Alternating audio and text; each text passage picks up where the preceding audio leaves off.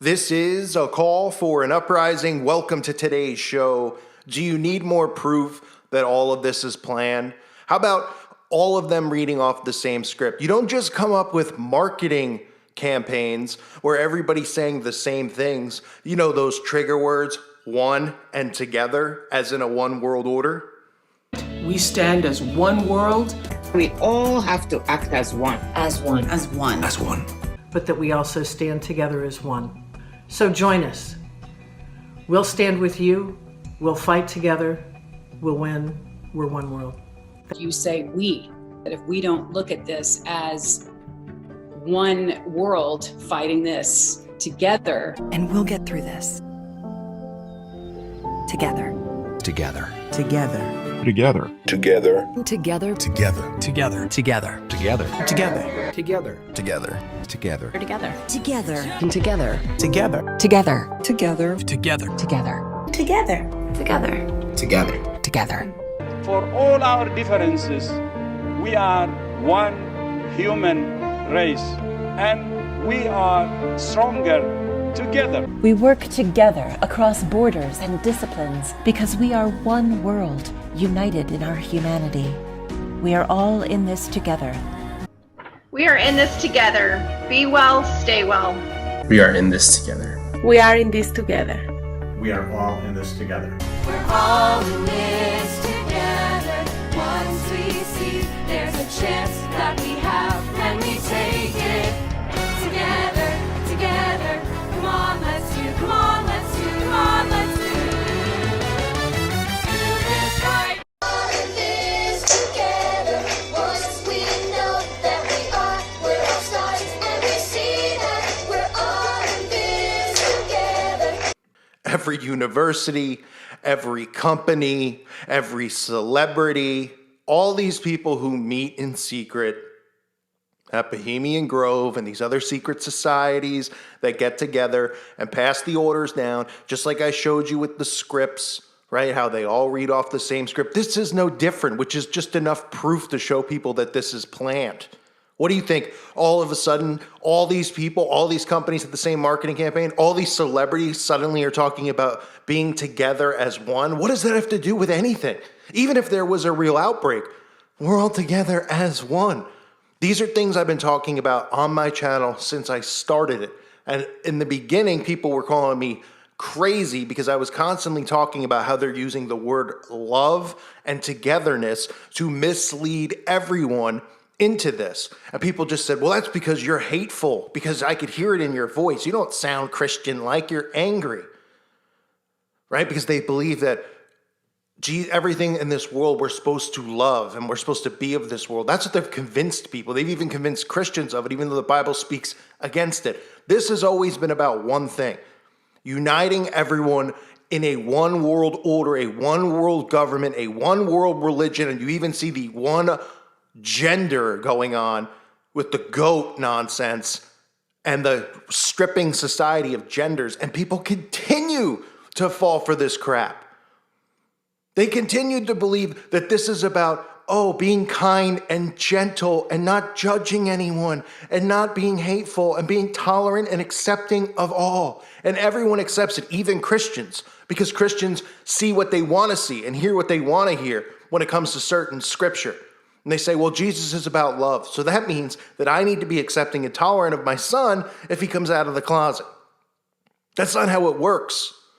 But they've preached so much tolerance and togetherness that everybody's become a cupcake in our society. Everybody's become so soft, they can't have confrontation. They can't stand the sound of someone like me, my voice, because I raise my voice, because there's anger and passion behind it. Because most of these people don't even know what passion is. They're so passive, okay?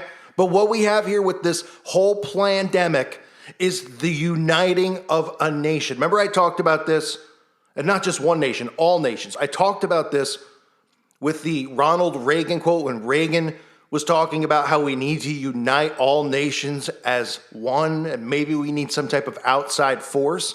And we've all been talking about how they've continued to try to plan this fake alien Project Bluebeam stuff, convincing people that aliens are real through social engineering with these movies over and over and over about stupid green things coming down from Mars or Uranus And people are like, yeah, aliens are real, which is scary because more people believe aliens are real than actually believe that God is real, which is scary, very scary.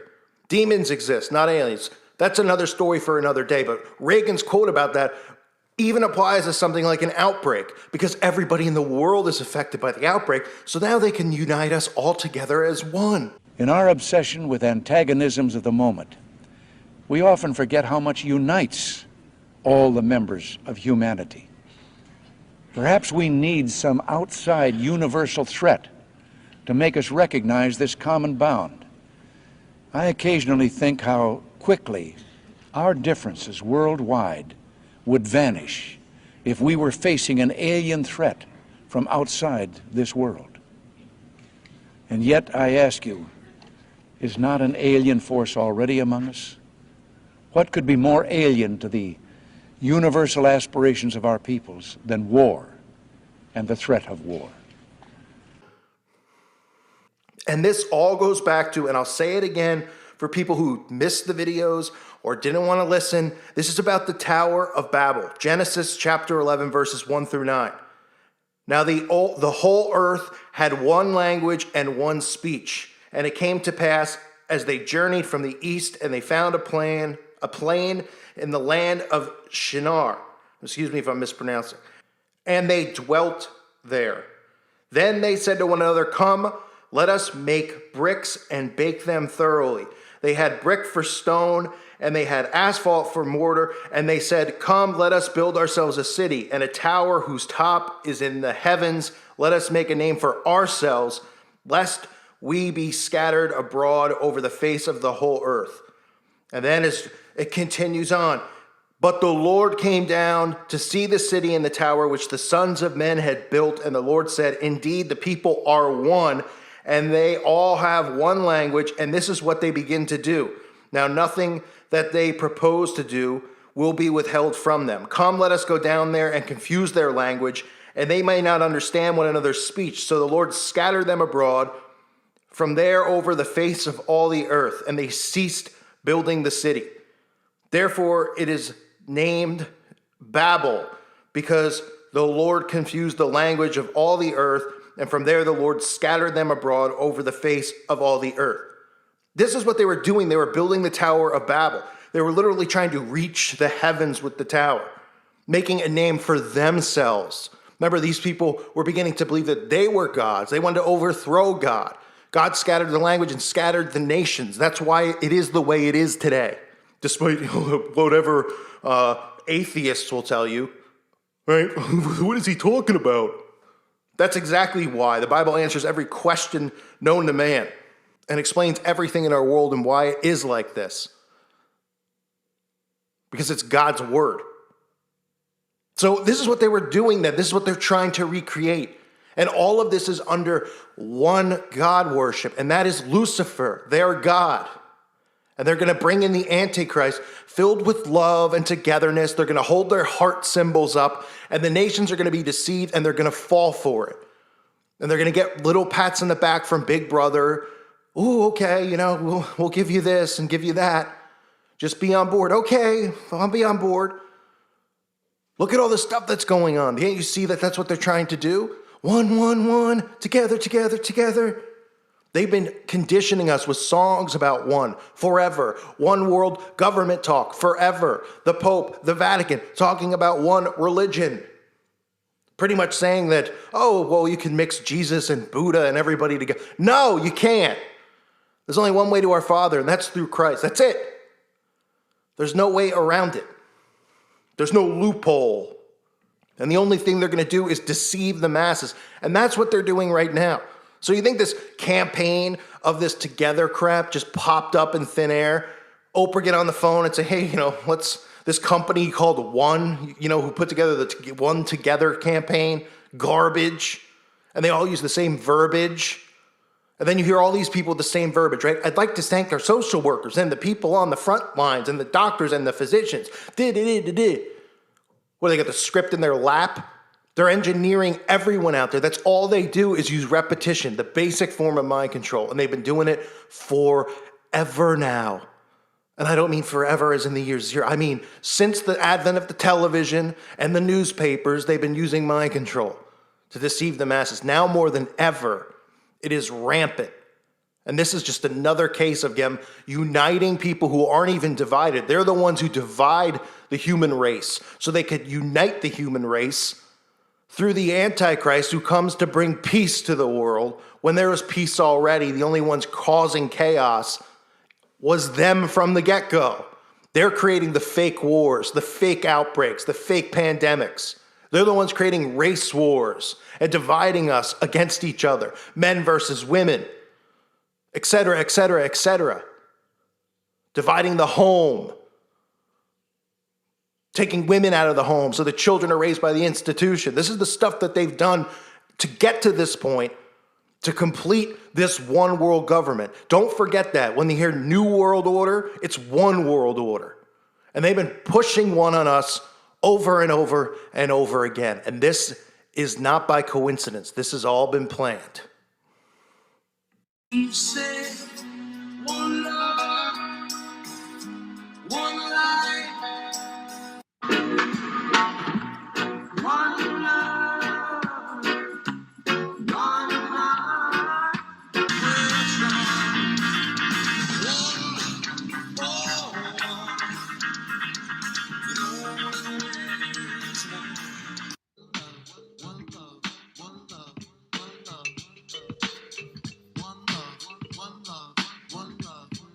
One more time before the field fades. I'm not the one, but you're the only one. Make me feel like this. I'm not the one, but you're the only one.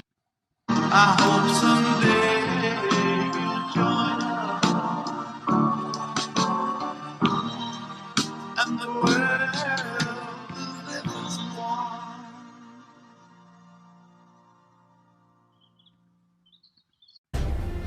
Creo en Dios. Creo en Jesucristo. Creo en Dios. Dios de diversa manera, en esta multitud, en esa que tenemos para todos. Todos somos hijos de Dios. Creo en el amor. Creo en el amor. En el amor. Creo en el amor. We have before us the opportunity to forge for ourselves and for future generations a new world order, a world where the rule of law, not the law of the jungle, governs the conduct of nations. When we are successful, and we will be. In this period, when really a new world order can be created, it's a great opportunity. It isn't just a crisis. There's a need for a new world order, but it has different characteristics in different parts of the world. The affirmative task we have now is to actually create a new world order, because the global order is changing again. And the institutions and rules that worked so well in the post-World War II era for decades, they need to be strengthened. The way we're going to win over the long term is not just militarily. We've got to win over hearts and minds. And what that means is we've got to invest in countries that have no educational infrastructure, have no means for young people to get ahead. We've got to give them a stake in creating the kind of world order that I think all of us would like to see. I hope someday